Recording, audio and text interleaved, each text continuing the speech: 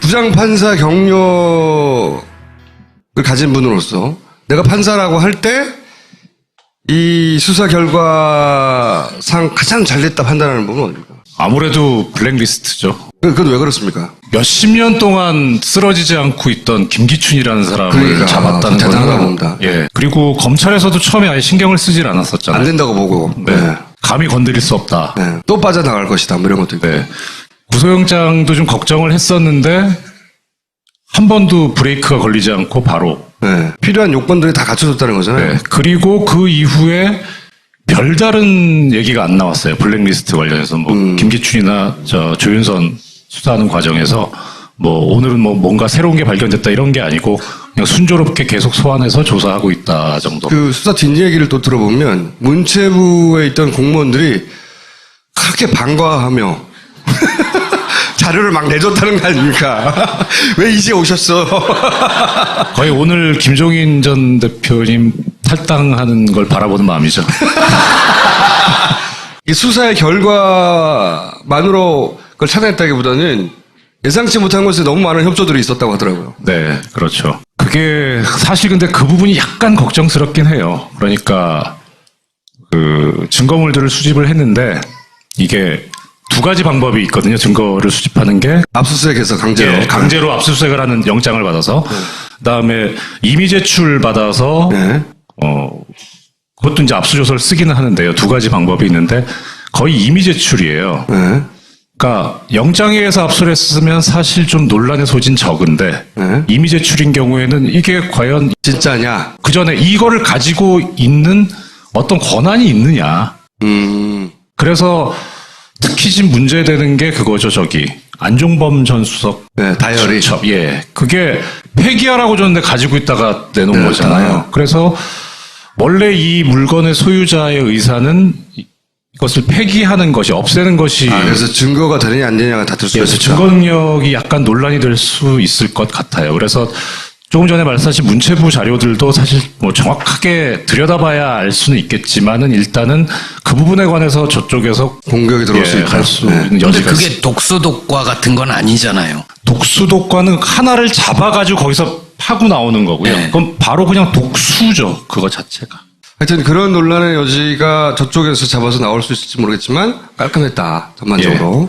문제는 이게 검찰에서 진술한 내용이 이제 지금 조서로 작성이 돼 있을 텐데 특검에서 법정에서도 그 진술이 유지될 수 있을 것이냐. 그러니까 법정에서 말을 뒤집었을 때 그때 이제 신빙성 논란도 생길 수 있고 만약에 조금 전에 말씀드렸던 임의 제출에 의한 압수물이 증거 능력이 없다고 보여졌을 때 그때 그것을 가지고 진술로서 보충을 해줘야 되는데 그 사람들이 말을 바꿔버리면 사실 증거가 상당히 약해지는 그런 여지가 있죠. 특검 수사 결과 특검이 이런 걸 잘못했다라고 발표를 한 거잖아요. 그러면 이제 변호사들은 저거를 방어를 할 거고 판사셨으니까 그런 걸 다 감안을 해봤을 때 어떻게 판결을 내립니까? 일단 헌법재판소 그 탄핵 인용 결정문이 하나의 시금석이 될 수 있을 것 같아요. 그러니까 형사에서 증거 능력 판단이 좀 엄격하긴 한데 네. 헌법재판보다. 근데 헌법재판소에서 탄핵 인용 결정하면서 거기에 증거로 아까 말씀드렸던 뭐 안종범 수첩이라든가 이게 증거로 채택이 돼서 거시가 된다. 결정문에 나온다 하면 그럼 뭐 유죄가 형사에서도 인정되는데 큰 어려움이 없지 않겠나 저는 그렇게 생각이 듭니다. 그리고 이제 법정 다툼이 공방이 가장 치열할 것 같다. 네. 그건 아무래도 이재용 부회장 거리겠죠. 그렇죠. 예, 네. 그쪽에 제가 보기엔 국내에 가장 실력 있다는 변호사는 다 모을 거 아닙니까? 이게 지금 특검법의 한계 중에 하나였는데, 그러니까 최순실 관련해서는 그러니까 K 스포츠재단하고 미르재단 예. 내 삼성에 위치는 피해자잖아요. 네. 강요에 의해서 내놨다. 그러니까 검찰이 했을 때는 기업이 피해자였는데 네. 특검은 그걸 공범으로 만들어버린 거죠. 그 뇌물 공여를 한, 그러니까 공범자로 본 거죠. 그럼 이거를 하나의 카테고리에서 합리적으로 보려면 피해자이다가 공범이 되는 순간이 생겨야 된단 말이에요. 그 계기가 뭐냐? 근데 이게 한 사람이, 그러니까 한 팀에서 수사를 했으면 그것까지 염두에 둘 수 있을 텐데 별개의 팀에서 수사를 했기 그렇죠. 때문에 검찰이 초반에 했던 거 하고 나중에 특검이 했던 거하고 별개니까 병합되지 않을까요? 지금 재판부가 달라요. 아, 재판부도 다르고 그 다음에 그거를 합리적으로, 그러니까 뭐 예를 들어 특검에서 공소유지를 하면서 이게 지금 우리 수사한 결과하고 안 맞고 논리하고 안 맞으니까 그쪽 강요죄 부분을 공소장 변경을 하겠다. 그런 권한을 줘야 되는데 특검법에 그게 없어요. 그 다음에 일반 검찰이 지금 특검 수사 결과를 가지고 공소 제기된 거를 공소장 변경을 할 수 있느냐? 그것도 명문의 규정이 없어요. 그래서 그냥 어느 한쪽에 몰아주고 이쪽은 공소 취소를 하던가 아니면은 잘 믿으면 안 가는데 검찰에서 정말 다시 진짜 정신 차려가지고 제대로 수사해서 박근혜까지 수사해서 최종적으로 이 그림이다 해가지고 특검 쪽에다가 뭐 이쪽은 빼달라라고 하든가 아니면 자기들이 종전했던 걸 엎어버리든가 그런 방식이 아니면 어쨌든 한쪽은 예. 피해자로 조사를 했고 한쪽은 공범으로 수사를 했는데 이게 충돌한다는 거죠. 피해자면은 당한 거 아니야. 근데 특검은 당한 게 아니고 같이 해먹었다고 한 거니까. 이게 아주 우스꽝스러운 결과가 나올 수가 또 있는 게 뭐 예를 들어서 살인 사건이 벌어졌는데 A 아니면 B 둘 중에 하나가 죽인 건 명백한데 누군지 모르겠다. 그래서 둘 다 무죄가 돼버려요. 둘 다 무죄가 될 수 있어요. 아, 그런 식의 비구가 가능하군요. 예. 그거를 삼성이 모를 리가 없고 파고들겠네요. 그렇죠. 앞으로도 추가 수사를 뭐 많은 부분에서 더 해야 되지만 네. 판사님 보시기에 더 해야 한다. 이건 틀림없이 그런 대목이 있었어요. 특히 이제 좀 뭐 장부하고 청와대 예산 집행 내역 같은 거 따져봐가지고 마늘 주사 100억 주사 이거 뭔 돈으로 맞았냐. 그러니까요. 예, 이거 저기 우리 그 정부 법무공단이라고 있는데 거기서 왜 해군 강정 해군 기지가 좀 구상권 청구하거든요. 거기서 다 이거 민사로도 해가지고 하나하나 다 잡아내야 되고 그다음에 범죄로 인한 수익은 몰수할 수 있는 법률이 있는데 예. 그 법률에 따라서 추징을 하려면 추징 보전 신청을 해야 돼요. 그래서 지금 특검이 일부 해놓은 것이 있긴 한데 이 돈을 못 쓰게 하는. 예. 그러니까 그 재산을 이제 동결시켜 놓는 거죠. 뭐 팔 수도 없고 처분할 수 없게 해놓는. 그게 좀 광범위했으면 더 분명 이거 이 정도에서 그칠 때가 아니다. 그 다음에 또 하나는 국세청이나 이런 데서 협조를 안 해준다. 그러니까요. 그게 영장을 끊었으면 되기는 한데 그렇게까지 하기에는 세력 균형에서 특검 쪽이 더 힘이 안 실렸던 거 아닌가 싶은 생각도 들고요. 그 역으로 말하면 그 안에도 분명히 최순실 세력이 있다는 걸 뜻하는 거거든요. 미얀마 대사를 개입해서 자기가 직접 면접 봐서 꽂을 줄을 누가 알았겠어요. 그러니까요. 뭐 국세청, 그러니까 돈과 관련되거나 이런 데는 저는 반드시 인맥이나 인물들이 연결돼 있을 것 같거든요. 그건 이미 기사 났어요. 관세청의 서열 2위부터 5위까지는 최순실이 꽂은 사람이다. 관세청은 나왔지만 국세청은 안 나왔거든. 그리고 그 돈을 챙기는데 실제 손발이 되는 그런 기관뿐만 아니라 그것을 보유하고 유지하는데 힘이 돼주는 기관들. 네. 뭐 가장 대표적인 뭐 국정원도 데가 있고요. 검찰, 국정원, 법원도 있을 것 같아요. 군도 있다고 나는 보고. 예, 네. 맞습니다. 그러니까 그 기관들에 대해서 아무런 수사를 할 수가 없었고 시간도 없었고. 저건 어떻게 됩니까? 공소시효는 특별법 같은 경우에는 그런 이게 거 특별법 그 공소시효는 저기 소급 가능하다는 게 이제 헌법재판소 결정이 있습니다. 네. 생각해보면 말이죠. 유경재단, 그 쌩 난리나고, 깡패, 뭐, 한센인 동원, 백주대낮에, 그랬잖아요? 분명히. 그 멀쩡히 눈 뜨고 경찰이 그냥 보고만 있었어요. 그리고 유경재단에서 벌어졌던 여러 가지 비리들, 교육청이 관리 감독하는데, 몇십 년 동안 두고 보고 있었다고. 박근혜 대통령이 유일하게 직업이라고 가진 게 영남대 이사장이었어요. 근데 그게 무보수였거든요. 겉으로는 무보수예요, 물론. 무보수인데, 당시 크게 논란이 됐던 게, 뭐, 크게 그 사회적 이슈가 됐던 게 부정 입학이에요. 그러니까, 돈 받고 애들 입학시켜 준 거죠. 부정 입학 사건 때 총장이 있습니다.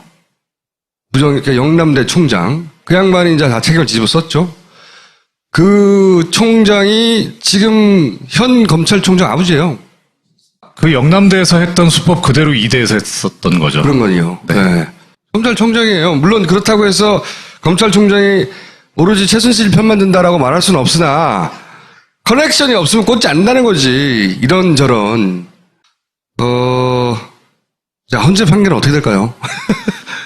8대 빵이죠, 뭐. 8대 빵? 예.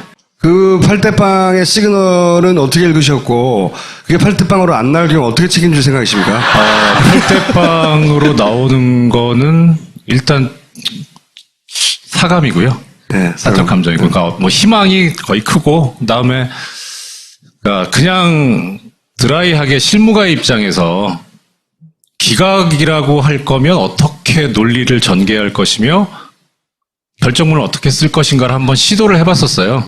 내가 기각시킨다면? 네. 네. 저는 인용을 바라지만 그게 글이 나간다면 이게 기각의 가능성도 있을 수 있겠다. 법리를 좀 구성해보고 뭐 예. 이런저런 이유를 갖다 붙이고. 그렇죠. 헌법재판관으로 빙의를 해서. 예, 그렇죠.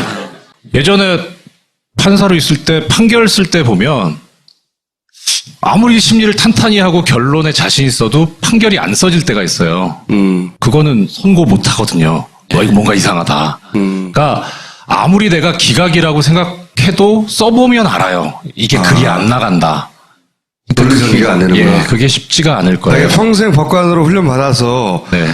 거기서 나온 지식을 가지고 거기다 뿌려야 되는데 안 뿌려지는군요, 이게. 그렇죠. 그러려면, 그러니까 적어도 자기가 보기에 문장이나 그 논리 전개에 구멍이 있으면 안 되거든요. 근데 기껏 완성해 놓고 보니까 이래요. 그러니까 사실관계에 이렇다 이런 걸 했다. 그래서 어떠한 법을 어떻게 위반했다. 그러나 이런 점을 다 종합해도 법 위반의 정도와 국민에 대한 신뢰관계 파탄이 탄핵을 인용할 정도로 중하다고 보이진 않는다. 이렇게 가야 되는 거예요. 그렇죠. 한참 건너뛰잖아요. 안 돼요. 이게 안 써지더라고요. 본인의 실력 탓은 아니고요. 오랫동안 거론되었던 벌써 2달 가까이 거론되었던 2명은 탄핵 기각의 심증을 굳힌 것처럼 보이는 듯한 뭐 정보. 찌라시 무지 돌고 있죠, 지금. 그 사람들의 성향이나 뭐 이런 것도 있지만 저는 이런 정보는 정보기관에서 취합했을 가능성이 최초의 정보는 높다고 보는데 뭐 전제가 좀 달라서 그렇긴 한데 저는 그 얘기가 기자님들 술자리에서 나왔다고 알고 있거든요. 저는 좀 다르게 알고 있어요. 어쨌든. 예, 같은. 그래서 뭐 기각을 생각하고 있는 재판관이 없다라고 알고는 있어요. 그렇게 듣고 있어요. 저는 못 들었어요. 지금 할 수 있는 거는 결국 소수 의견밖에는 없어요. 근데 그 소수가 예. 5대3 5대3은 소수인데 이게 기각이 돼버리는 거잖아요. 그렇죠. 그래서 걱정이 예. 되는 거지. 그러니까 다만 이제 좀 걱정이 됐던 건 오늘 마침 그 탄핵 심판 선고일자가 결정이 되고 발표가 나서 다행이긴 한데 사실 인용을 하더라도 그것도 쓰기가 양이 만만치 않을 거다라는 생각을 좀 했어요. 그리고 특히 이제 이 소수 의견은 반드시 나올 수밖에 없다고 생각이 되는데 결론을 달리하는 소수가 아니고 인용이다 기각이다 이 결론을 달리하는 소수 의견이 아니고 인용이나 인용 중에서도 뭐 지금 탄핵 사유가 한 13가지인가 되잖아요. 13가지인가 17가지 되는데 그 중에서 한두 군데는 이거는 탄핵 사유라고 보기 어렵지 않느냐. 보통 이 판결문을 읽을 때 맨 앞에 탄핵의 결과를 먼저 말하고 하나요? 아니면 마지막에 가서 말하나요? 마지막에 말해야죠. 미쳐버리지 그러면. 일단 결론부터 얘기하고 그리고 나서 이렇게 결론을 내린 이유는 다음과 같다. 이렇게 해주면 좋잖아요. 그러니까. 실형 선고하잖아요. 네. 그러면은 일단 실형을 선고를 하려면 뭐가 이게 무거우니까 실형을 선고할 거 아닙니까? 네. 그럼 무거운 사유를 먼저 얘기하냐? 안 그래요. 피고인 뭐 초범이고 전과도 없고 합의도 됐고 하지만 수법이 잔인하고 해서 실형이 불가피하다. 이렇게 해요. 그다음에 집행유예 선고 안 나면 피해 액수도 크고 이게 하지만 피고인이 깊이 반성하고 있고 이렇게 해서 집행유예 이렇게 가는 거예요. 그러면 탄핵 결과문은 어떻게 구성이 됩니까? 그러니까 처음을 봐야죠. 처음에 뭐라고 하나. 처음에 예. 이런 건 이해할만 하다가 나오면 나중에 예. 나쁘게 나올 거. 그러니까 탄핵 처음에 인용. 아마 쭉 나열하면서 이 중에서 탄핵 사유로까지, 그러니까 사실관계 법률 적용 결론인데 사실관계에서 인정이 안 되는 부분이 있을 거예요. 네. 탄핵 사유 중에서. 안 된 거 먼저 쳐내고. 그렇죠. 먼저 하고. 그러면 이거 아니고 하면 결론적으로는 예. 탄핵 인용 가능성이 높고. 그렇죠. 이거는 인정되고 이건 인정되고 하다가 근데 이게 안 되고 하면 분위기가 좀 싸해지는. 30분 정도 걸린다는데 한 5분 보면 분위기가 나오겠네요. 그래서 일단 좀 그런 추측을 초반에 배제하려면 국회에서 그 제기한 탄핵 소추 사유 순서대로 판단하지 않을까는 생각도 들어요. 그러니까 기구 아니고 이렇게. 쫄깃하다. 내일 생방송한대요. 그러니까 생중계한다는 거예요. 예. 시청률 엄청나게 높게 나오겠는데. 자, 그럼 만약에 탄핵이 인용되면 앞으로 어떤 일이 벌어질지는 대충 사람들의 머릿속에 그려져요. 네. 탄핵이 기각되면 어떤 일이 벌어질까요? 판사님 보시기엔? 아주 할 일도 많은데 제가 그것까지 생각해야 되니까. 그럼 일단 8대0이 아닐 경우에 어떤 처벌을 받으실래요? 일단 8대0이 아니면 제가 지금 진행하고 있는 문재인 대표님 편파방송 다리 빛나는 밤에 진행자에서 하차할 것을 한번 심각하게 고민해 보겠습니다. 고민만 하겠지. 오늘 여기까지 하겠습니다. 감사합니다. 감사합니다. 일단은 그 부분에 관해서 저쪽에서 공격이 들어올 수 있다. 할수 네. 있는 근데 여지가 그게 있습니다. 독수독과 같은 건 아니잖아요. 독수독과는 하나를 잡아가지고 거기서 파고 나오는 거고요. 네. 그럼 바로 그냥 독수죠. 그거 자체가. 하여튼 그런 논란의 여지가 저쪽에서 잡아서 나올 수 있을지 모르겠지만 깔끔했다. 전반적으로. 문제는 이게 검찰에서 진술한 내용이 이제 지금 조서로 작성이 돼 있을 텐데 특검에서 법정에서도 그 진술이 유지될 수 있을 것이냐. 그러니까 법정에서 말을 뒤집었을 때 그때 이제 신빙성 논란도 생길 수 있고 만약에 조금 전에 말씀드렸던 이미 제출에 의한 압수물이 증거 능력이 없다고 보여졌을 때 그때 그것을 가지고 진술로서 보충을 해줘야 되는데 그 사람들이 말을 바꿔버리면 사실 증거가 상당히 약해지는 그런 여지가 있죠. 특검 수사 결과 특검이 이런 걸 잘못했다라고 발표를 한 거잖아요. 그러면 이제 변호사들은 저거를 방어를 할 거고 판사셨으니까 그런 걸 다 감안을 해봤을 때 어떻게 판결을 내립니까? 일단 헌법재판소 부장판사 경력을 가진 분으로서 내가 판사라고 할 때 이 수사 결과상 가장 잘 됐다 판단하는 부분은 어딥니까? 아무래도 블랙리스트죠. 그건 왜 그렇습니까? 몇십 년 동안 쓰러지지 않고 있던 김기춘이라는 사람을 그러니까, 잡았다는 대단하다 거는 봅니다. 예. 그리고 검찰에서도 처음에 아예 신경을 쓰질 않았었잖아요. 안 된다고 보고. 네. 감히 건드릴 수 없다. 네. 또 빠져나갈 것이다. 뭐 이런 것도 있고. 네.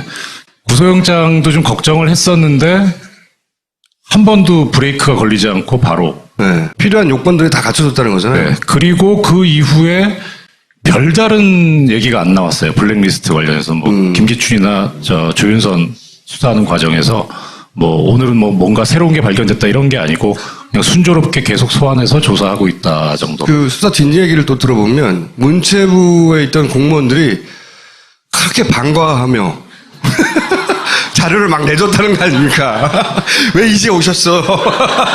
거의 오늘 김종인 전 대표님 탈당하는 걸 바라보는 마음이죠. 공범이 되는 순간이 생겨야 된단 말이에요. 그 계기가 뭐냐?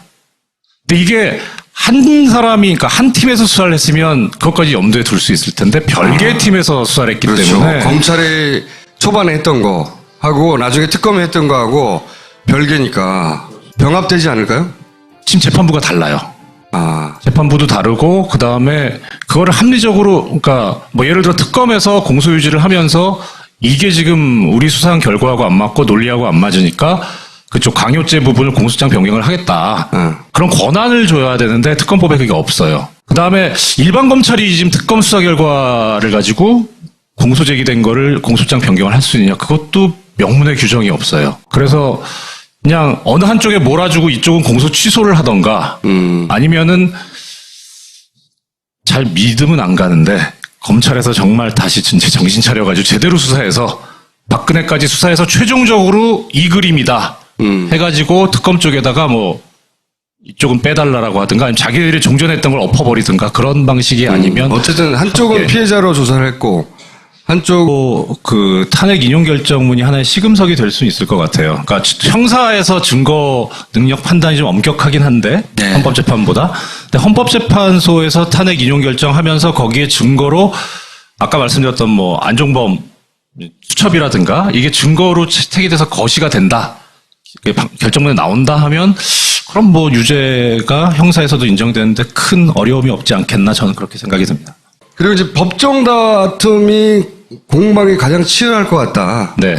그건 아무래도 이재용 부회장 그렇죠. 거리겠죠. 예, 네. 그쪽에 이재용. 제가 보기엔 국내에 가장 실력 있다는 변호사는 다 모을 거 아닙니까? 이게 지금 특검법의 한계 중에 하나였는데, 그러니까 최순실 관련해서는 그러니까 K 스포츠 재단하고 미르 재단 예. 내 삼성에 위치는 피해자잖아요. 네. 강요에 의해서 내놨다. 그러니까 검찰이 했을 때는 기업이 피해자였는데 네. 특검은 그걸 공범으로 만들어버린 거죠. 그 뇌물 공여를 한, 예, 그러니까 공범자로 본 거죠. 그럼 이거를 하나의 카테고리에서 합리적으로 보려면 피해자이다가 이 수사의 결과만으로 그걸 찾아냈다기보다는 예상치 못한 곳에 너무 많은 협조들이 있었다고 하더라고요. 네, 그렇죠. 그게 사실 근데 그 부분이 약간 걱정스럽긴 해요. 그러니까 그 증거물들을 수집을 했는데 이게 두 가지 방법이 있거든요. 증거를 수집하는 게 압수수색해서 강제로. 예, 강제로 압수수색을 하는 영장을 받아서